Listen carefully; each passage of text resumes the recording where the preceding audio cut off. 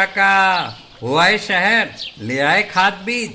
हाँ भाई, लेके तो आया हूँ, पर क्या कहूँ, महंगाई इतनी हो गई है कि समझ में नहीं आता है कि खेती करे कैसे। फसल भी अच्छी नहीं होती है, ये दवाइयाँ नहीं डालूँ तो। कर्जा करके लाओ, कैसे भी लाओ, लाना तो पड़ेगा ही। और ये दवाई की दुकान का कर्जा तो ख़त्म होने का नाम नहीं लेता। लाना तो मुझे भी है, पर सब कुछ इतना महंगा है। कहाँ से लाऊं, किससे खरीदूं, किसके पास सही दामों में मिलेगा और क्वालिटी उत्पाद भी मिलेगा या नहीं। अपनी फसलों की सही दवाओं के लिए दूर दूर तक शहरों में जाना और दवाओं को लाना पड़ता है। फसलों के लिए दवाएं सही है या नहीं, ये जानकारी भी नहीं होती। फसलों की कटाई पर सही दाम मिलेंगे या नहीं, इन तमाम मुश्किलों से दूर होने के लिए आइए खेती बाड़ी केंद्र। खेती बाड़ी केंद्र एक ऑनलाइन सेवा केंद्र है जिससे आप अपने मोबाइल के द्वारा जुड़ सकते हैं, जहां आपको अपनी खेती के लिए सही प्रकार की दवाएं मिलेगी, वो भी होलसेल मूल्य पर। वो सभी दवाएं सीधा निर्माता से लेकर आप तक पहुंचाते हैं, यानी कि बीच में होने वाले सारे खर्च की बचत आपकी जेब में। साथ ही साथ दवाओं को लाने और ले जाने की झंझट से भी छुटकारा। अपनी मुश्किलों को दूर करने के लिए आप खेती बाड़ी केंद्र पर एक मिस कॉल करें। खेती बाड़ी केंद्र का किसान मित्र आपसे तुरंत संपर्क करेगा और आपको सभी जरूरी जानकारी देगा। खेती बाड़ी केंद्र की फ्रेंचाइजी लेकर खेती बाड़ी मित्र बनिए और किसानों की सेवा कर देश की तरक्की में भागीदार बने। आज ही संपर्क करें नीचे दिए गए नंबर पर और खेती बाड़ी केंद्र से जुड़े। ये है खेती बाड़ी केंद्र ऐप। अच्छा, किसानों की सरदारी, उन्नत खेती बाड़ी। खेती बाड़ी केंद्र, देश के अन्नदाता की दुकान।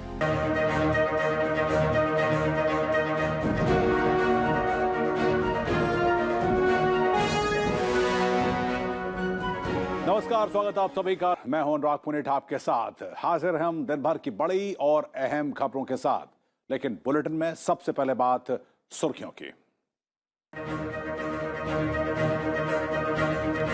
प्रधानमंत्री नरेंद्र मोदी ने वाराणसी में की PM Ayushman Bharat health infrastructure mission की शुरुआत। अगले 4 से 5 साल में 64,000 करोड़ रुपए की लागत से देश भर में ब्लॉक लेवल पर विकसित होंगी विशेष चिकित्सा सेवाएं। सिद्धार्थनगर में उत्तर प्रदेश के 9 नए मेडिकल कॉलेजों का भी किया उद्घाटन।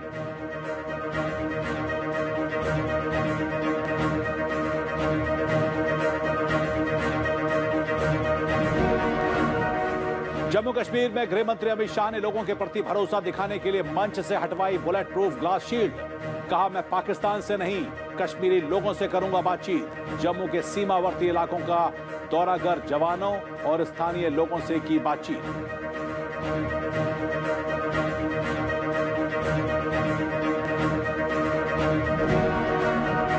विदेश से भारत आने वाले यात्रियों के लिए क्वारंटाइन होने की शर्त खत्म। मुसाफिरों के लिए कोरोना वैक्सीन के दोनों डोज लगाना होगा अनिवार्य।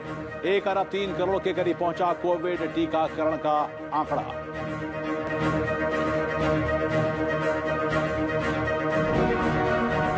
लोकतंत्र में स्वतंत्र और निष्पक्ष मीडिया की भूमिका पर लोकसभा अध्यक्ष का जोर। आईआईएमसी के शैक्षणिक सत्र 2021-22 को वीडियो कॉन्फ्रेंसिंग से किया संबोधित। कहा, पत्रकारिता का दायरा बढ़ने से बड़ी है मीडिया की जिम्मेदारी और दायित्व।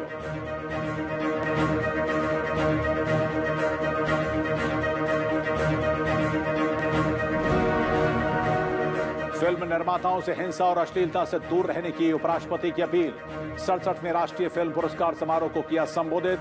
कहा, मनोरंजन के अलावा सिनेमा में ज्ञान प्रदान करने की शक्ति। दादा साहेब फाल्के पुरस्कार से सम्मानित हुए रजनीकांत।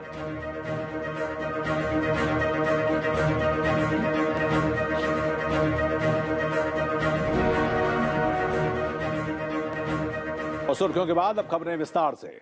प्रधानमंत्री नरेंद्र मोदी ने आज अपने संसदीय क्षेत्र वाराणसी में महत्वाकांक्षी प्रधानमंत्री आयुष्मान भारत स्वास्थ्य बुनियादी ढांचा मिशन का शुभारंभ किया। योजना का मकसद अगले 6 साल के लिए देश में शहरी और ग्रामीण क्षेत्रों में स्वास्थ्य बुनियादी ढांचे, निगरानी और स्वास्थ्य अनुसंधान के क्षेत्र की खाई को पाटना है। इस मौके पर प्रधानमंत्री ने कहा कि इस मिशन के तहत सरकार देश के कोने कोने में इलाज और क्रिटिकल केयर यूनिट का नेटवर्क तैयार करेगी। मिशन भविष्य में महामारियों के खतरे से निपटने के लिए एक प्रणाली स्थापित की जाएगी।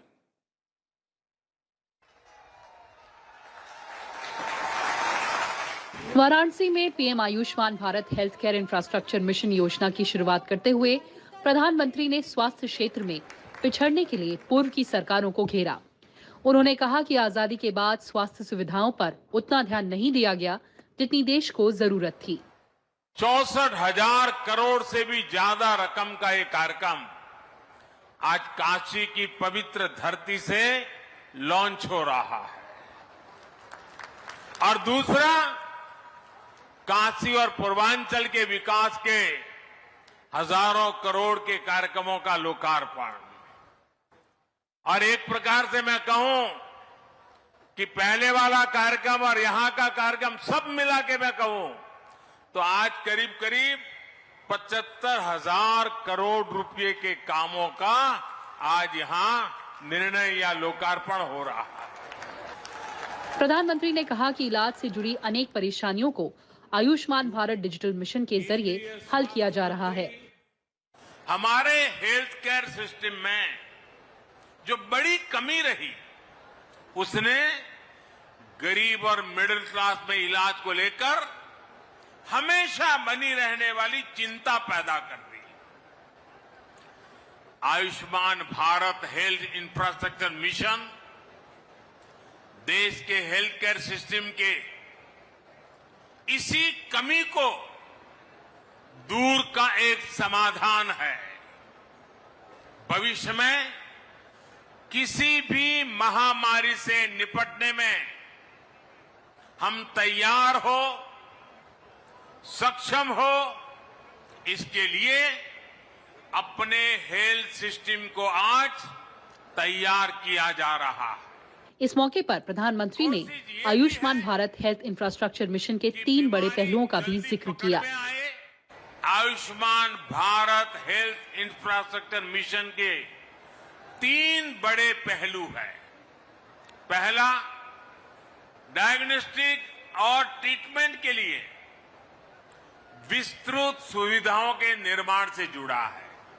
इसके तहत गांवों और शहरों में हेल्थ एंड वेलनेस सेंटर खोले जा रहे हैं, जहां बीमारियों को शुरुआत में ही डिटेक्ट करने की सुविधा होगी। इन सेंटरों में free medical consultation, free test, free दवा, ऐसी सुविधाएं भी मिलेगी। योजना के तहत 10 उच्च फोकस वाले राज्यों में 17,788 ग्रामीण स्वास्थ्य और आरोग्य केंद्रों के लिए सहायता प्रदान की जाएगी। इसके अलावा सभी राज्यों में 11,024 शहरी स्वास्थ्य और आरोग्य केंद्र स्थापित किए जाएंगे। योजना का उद्देश्य 17 नई सार्वजनिक स्वास्थ्य इकाइयों का संचालन करना और हवाई अड्डों, बंदरगाहों और प्रवेश मार्गों पर मौजूदा 33 सार्वजनिक स्वास्थ्य इकाइयों में सुविधाओं को मजबूत करना है। इससे बीमारियों का पता लगाने, जांच, रोकथाम और सार्वजनिक स्वास्थ्य की आपात स्थिति से निपटने और रोगों को फैलने से रोकने में मदद मिलेगी। इससे पहले प्रधानमंत्री ने उत्तर प्रदेश के सिद्धार्थ नगर में 9 चिकित्सा महाविद्यालयों का एक साथ लोकार्पण किया। इस मौके पर उन्होंने कहा कि उत्तर प्रदेश में 2017 तक सरकारी मेडिकल कॉलेजों में सिर्फ 1900 सीटें थीं। डबल इंजन सरकार ने पिछले 4 साल में ही 1900 सीटों से ज्यादा मेडिकल सीटों की बढ़ोतरी कर दी है। और बटन दबते ही शिलापट का अनावरण प्रारंभ हो रहा है।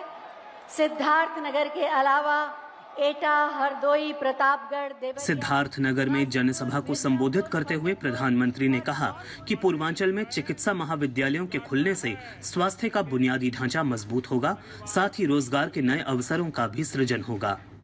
इन 9 नए मेडिकल कॉलेजों के निर्माण से करीब 2,500 नए बेड्स तैयार हुए हैं। 5,000 से अधिक डॉक्टर और पैरामेडिकल के लिए रोजगार के नए अवसर बने हैं। इसके साथ ही हर वर्ष सैकड़ों युवाओं के लिए मेडिकल की पढ़ाई का नया रास्ता खुला है। विपक्षी दलों पर तंज करते हुए प्रधानमंत्री ने कहा कि पहले की सरकारों ने देश में स्वास्थ्य सुविधाओं पर ध्यान नहीं दिया। जिस पूर्वांचल को पहले की सरकारों ने बीमारियों से जूझने के लिए छोड़ दिया था, वही अब पूर्वी भारत का मेडिकल हब बनेगा। अब देश को बीमारियों से बचाने वाले अनेक डॉक्टर, ये धरती देश को डॉक्टर देने वाली है। हरदोई प्रधानमंत्री ने जिन चिकित्सा महाविद्यालयों का उद्घाटन किया वो सिद्धार्थनगर, एटा, हरदोई, प्रतापगढ़, फतेहपुर, देवरिया, गाजीपुर, मिर्जापुर और जौनपुर जिलों में स्थित हैं। इन मेडिकल कॉलेजों के निर्माण पर 2329 करोड़ रुपए की लागत आई है। राज्य में पिछले 4.5 साल में चिकित्सा महाविद्यालयों की संख्या बढ़कर 16 हो गई है। 14 और मेडिकल कॉलेज बनाए जा रहे हैं, जिनका निर्माण कार्य 2022-23 में पूरा होने की संभावना है। आजादी के बाद उत्तर प्रदेश सिद्धार्थनगर में आयोजित इस कार्यक्रम के दौरान केंद्रीय स्वास्थ्य मंत्री मनसुख मांडविया और प्रदेश के मुख्यमंत्री योगी आदित्यनाथ भी मौजूद रहे। इस मौके पर केंद्रीय स्वास्थ्य मंत्री ने यह कहा कि स्वास्थ्य पर होने वाला खर्च करीब 8 गुना बढ़ गया है। भारत में हेल्थ को डेवलपमेंट के साथ जोड़ा। जब आप प्रधानमंत्री बने उस वक्त देश का हेल्थ बजट तकरीबन 33,000 करोड़ रुपए था। आपके 7 साल के कार्यकाल में स्वास्थ्य पर होने वाला खर्च तब से अब तक करीबन 8 गुना बढ़ गया है। इस साल सरकार स्वास्थ्य पर तकरीबन 2.25 लाख करोड़ रुपए खर्च करने जा रही है। पहली बार आजादी के बाद पहली बार इस पीड़ा को अपने संवेदनशील और एक विजनरी नेतृत्व के माध्यम से न केवल समझने बल्कि उसके अनुरूप योजनाएं बना करके कैसे प्रभावी ढंग से लागू करना है, ये 9 मेडिकल कॉलेजेस का एक साथ उद्घाटन का कार्यक्रम इस बात का प्रमाण है। और बात गृह मंत्री अमित शाह की, जो कि जम्मू कश्मीर के दौरे पर हैं और आज उनका तीसरा और आखिरी दिन था। अमित शाह ने श्रीनगर में कई विकास परियोजनाओं का उद्घाटन और शिलान्यास किया। इस मौके पर उन्होंने कहा कि जम्मू कश्मीर से धारा 370 को निरस्त करने का एक ही इरादा था कि जम्मू कश्मीर और लद्दाख को विकास के रास्ते पर लाना है। इन प्रयासों का फल 2024 तक दिखाई देने लगेगा। उन्होंने सिविल सोसाइटी के प्रतिनिधि मंडलों से भी मुलाकात की। श्रीनगर में विभिन्न विकास परियोजनाओं की शुरुआत करते हुए केंद्रीय गृह मंत्री अमित शाह ने कश्मीर के युवाओं से लोकतांत्रिक प्रक्रियाओं में शामिल होने की अपील की। उन्होंने कहा कि दिलों से खौफ निकाल दीजिए, मैं पाकिस्तान के बदले घाटी के लोगों से बात करूंगा और बिना बुलेट प्रूफ आपके बीच आया हूं। मोदी जी के नेतृत्व में जम्मू और कश्मीर और विशेषकर घाटी के अंदर विकास के नए युग की शुरुआत हुई है। इसकी अनुभूति तो आपको होती है। मैं आपको विश्वास दिलाना चाहता हूं 2024 तक आपको इसका अंजाम ही बहुत खूबसूरत देखने को मिलेगा। गृह मंत्री अमित शाह ने बेमिना में 500 बिस्तरों वाले अस्पताल का उद्घाटन किया। हंदवाड़ा मेडिकल कॉलेज समेत कई करोड़ रुपए की सड़क परियोजनाओं की आधारशिला रखी। उन्होंने कहा कि कश्मीर के लोगों को बराबरी का अधिकार मिले, इसके लिए उनकी सरकार ने सभी जरूरी कदम उठाए हैं। उनका मकसद क्या है? यहां उद्योग न लगे, यहां टूरिज्म न बढ़े, यहां का युवा बेरोजगार रहे और बेरोजगार होकर उनके बताए रास्ते पर हाथ में पत्थर उठाता रहे। हम चाहते हैं वो हाथ में पत्थर न उठाएं, हाथ में पुस्तक उठाएं। इससे पहले केंद्रीय गृह मंत्री अमित शाह ने सोमवार को जम्मू कश्मीर के गांदरबल जिले में खीर भवानी मंदिर में पूजा अर्चना की। उनके साथ जम्मू कश्मीर के उपराज्यपाल मनोज सिन्हा भी थे। केंद्रीय गृह मंत्री अमित शाह ने जम्मू में मकवाल सीमा पर अग्रिम इलाकों का दौरा भी किया। उन्होंने बीएसएफ जवानों से मुलाकात की। उन्होंने देश की अखंडता और लोगों की सुरक्षा के लिए बीएसएफ जवानों की वीरता और साहस को सलाम किया। गृह मंत्री ने कश्मीरी पंडितों, गुर्जर बकरवाल समुदाय और पहाड़ी समुदाय के प्रतिनिधियों के साथ भी बातचीत की। और बात लोकसभा अध्यक्ष ओम बिरला की, जिन्होंने आज भारतीय जनसंचार संस्थान के सत्र आरंभ कार्यक्रम में संस्थान के छात्रों को संबोधित किया। उन्होंने कहा कि पत्रकार समाज के कॉन्शियस कीपर होते हैं और समाज की दृष्टि और बौद्धिक चेतना को राष्ट्र के अनुकूल बनाए रखना उनका दायित्व होता है। उन्होंने सलाह दी कि पत्रकार सच्चाई के साथ खड़े रहें, निर्भीक रहें, क्योंकि यही उनका कर्तव्य है। पत्रकारिता के क्षेत्र में देश के प्रमुख संस्थानों में से एक भारतीय जनसंचार संस्थान का नया सत्र आज से शुरू हो गया है। कार्यक्रम में लोकसभा अध्यक्ष ओम बिरला ने लोकतंत्र में स्वतंत्र और निष्पक्ष मीडिया की भूमिका पर चर्चा करते हुए कहा कि आज IIMC के विद्यार्थी देश विदेश में सूचना सेवा क्षेत्र में नेतृत्व कर रहे हैं। यहाँ के छात्र देश में नहीं बल्कि विदेशों में भी मीडिया, सूचना और संचार संगठनों का नेतृत्व कर रहे हैं। ये दिखाता है कि हमारे देश के युवा कितने प्रतिभाशाली हैं, कितने परिश्रमी हैं, जिन्होंने इस संस्थान के माध्यम से भारत का नाम गौरवमय बनाया है। लोकसभा अध्यक्ष ने कहा कि पत्रकारिता का दायरा बढ़ने से मीडिया की शक्ति बढ़ी है, लेकिन इसके साथ हमारी जिम्मेदारी और दायित्व भी बढ़े हैं। हमारा प्रयास होना चाहिए समाज के अंतिम दौर पर बैठा व्यक्ति, चाहे गांव के अंदर हो, चाहे बॉर्डर पर हो, चाहे किसान हो, चाहे मजदूर हो, उन गांव तक पहुंचना चाहिए जहां तक कोई नहीं पहुंचा, और वहां तक हमारी प्रगति कितनी पहुंची, कितनी हमारी आजादी के बाद 75 साल की प्रगति की यात्रा पहुंची, इसके लिए एक व्यापक प्रयास करने की आवश्यकता है।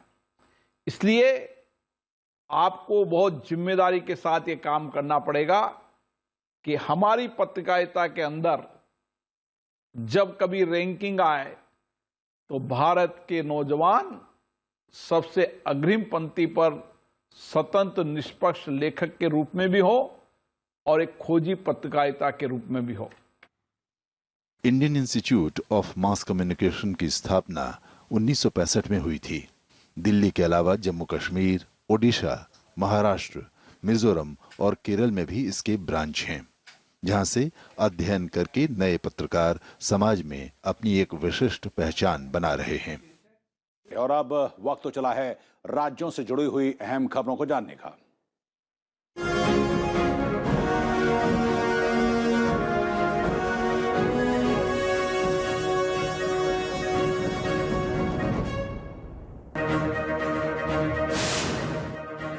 रक्षा मंत्री राजनाथ सिंह ने नई दिल्ली में डिफेंस एक्सपो 2022 के लिए राजदूतों की गोलमेज सभा की अध्यक्षता करते हुए कहा कि भारतीय एरोस्पेस और रक्षा विनिर्माण क्षेत्र नई ऊंचाइयां हासिल कर रहा है। उन्होंने कहा कि पिछले 5 सालों के दौरान रक्षा निर्यात में 334% की बढ़ोतरी के साथ साथ भारत अब तक 75 से अधिक देशों को निर्यात भी कर रहा है।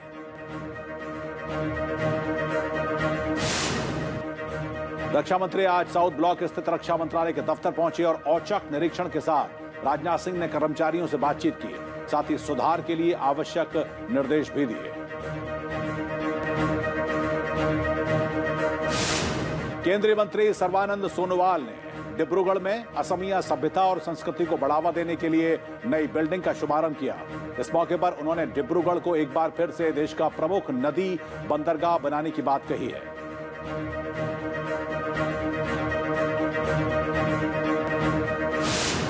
आंध्र प्रदेश के पूर्व मुख्यमंत्री एन चंद्रबाबू नायडू के नेतृत्व में तेलुगु देशम पार्टी के एक प्रतिनिधिमंडल ने राष्ट्रपति भवन में राष्ट्रपति रामनाथ कोविंद से मुलाकात की।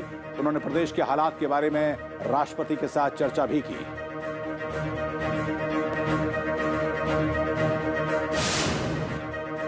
दिल्ली बीजेपी की ओर से बाढ़ प्रभावित उत्तराखंड के लिए राहत सामग्री भेजी गई है। इसमें 20,000 पैकेट हल्द्वानी भेजे गए।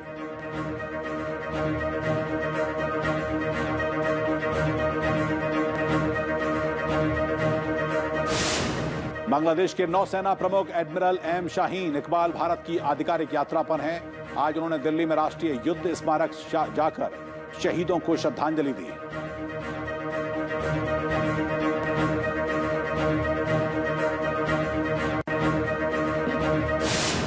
मणिपुर के इंफाल में गैटे शॉट विन प्राइज नारे के साथ मेगा वैक्सीनेशन कैंप का आयोजन किया जा रहा है। इस कैंप में कोविड वैक्सीन लगवाने वाले लोगों के पास बम्पर ड्रॉ के जरिए टेलीविजन सेट, मोबाइल फोन जीतने का मौका होगा।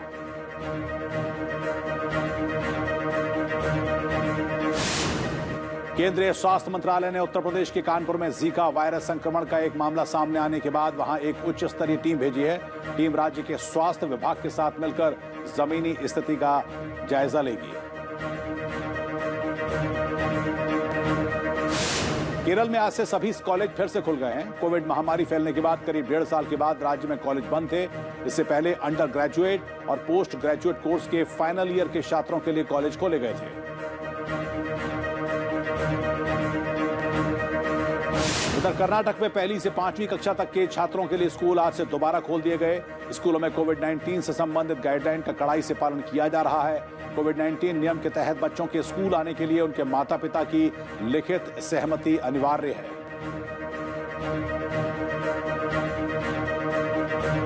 अयोध्या में दीपोत्सव की तैयारी शुरू हो गई है। इसके लिए अयोध्या को दुल्हन की तरह सजाया जा रहा है। इस बार दीपोत्सव 5 दिन तक मनाया जाएगा। दीपोत्सव में 7.5 लाख दिए जलाकर विश्व रिकॉर्ड बनाने की तैयारी है।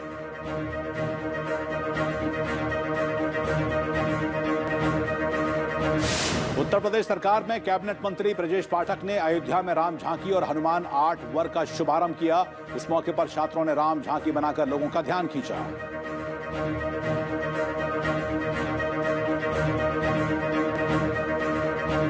जम्मू कश्मीर में पीर पंजाल की पहाड़ियों पर बर्फबारी हो रही है। यहां बर्फ की मोटी चादर बिछ गई है। इससे तापमान में गिरावट दर्ज की गई। 39 साल के बाद सबसे कम तापमान दर्ज किया गया है।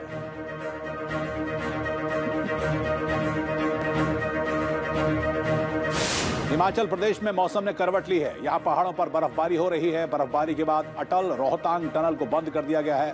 प्रशासन ने सभी अधिकारियों को अलर्ट रहने के निर्देश दिए हैं।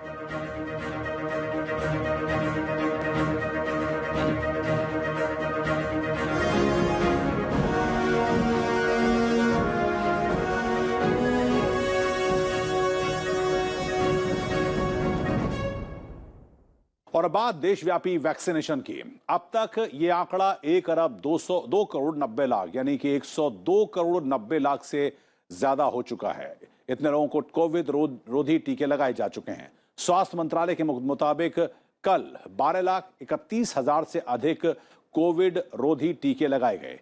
और पिछले 24 घंटों की बात की जाए तो इस दौरान 18,762 कोविड रोगी स्वस्थ हुए। अब ठीक होने की दर 98.18% हो गई है। देश में कोविड के 14,306 नए मामले भी सामने आए हैं। उधर भारत ने अंतर्राष्ट्रीय यात्रियों के लिए नए दिशा निर्देश जारी किए हैं, जिसके तहत पूरी तरह से टीकाकरण कराने वाले उन देशों के यात्रियों को क्वारंटाइन में नहीं रहना पड़ेगा जिनके टीकों को विश्व स्वास्थ्य संगठन ने स्वीकृति दी है, साथ ही जिन्होंने भारत के टीकों को मान्यता दी है। हालांकि उन्हें कोविड-19 की RT-PCR टेस्ट की रिपोर्ट पेश करनी होगी। अगर आंशिक रूप से टीकाकरण या फिर टीकाकरण नहीं किया गया तो ऐसे यात्रियों को भारत आने के बाद कोविड-19 टेस्ट के लिए सैंपल जमा कराना होगा। इसके बाद ही उन्हें एयरपोर्ट से बाहर जाने की इजाजत दी जाएगी और उन्हें 7 दिनों के लिए होम क्वारंटाइन में रहना होगा। 8वें दिन दोबारा कोरोना टेस्ट कराने के बाद रिपोर्ट अगर नेगेटिव आती है तो अगले 7 दिनों के लिए खुद अपने स्वास्थ्य की निगरानी करनी होगी। और 67वें राष्ट्रीय फिल्म पुरस्कारों में फिल्म अभिनेत्री कंगना रनौत को मणिकर्णिका और पंगा फिल्म में अभिनय के लिए बेस्ट एक्ट्रेस का राष्ट्रीय पुरस्कार दिया गया, जबकि विवेक अग्निहोत्री को ताशकंद फाइल के लिए बेस्ट डायलॉग राइटर का पुरस्कार मिला। लेखक सबसे इंपॉर्टेंट है, ये बात कही फिल्म मेकर विवेक अग्निहोत्री ने। और अब बात दक्षिण पश्चिम मानसून की, जो कि देश से अब विदाई ले रहा है। 1975 के बाद मानसून की 7वीं बार सर्वाधिक विलंब से रवानगी है। दक्षिण पश्चिम मानसून की 6 अक्टूबर को पश्चिमी राजस्थान और उसके सटे गुजरात से रवानगी शुरू हो गई थी, जो कि 1975 के बाद से दूसरी बार सबसे अधिक देरी से रवानगी थी। ये तीसरा साल है जब देश में सामान्य या फिर सामान्य से अधिक वर्षा दर्ज की गई।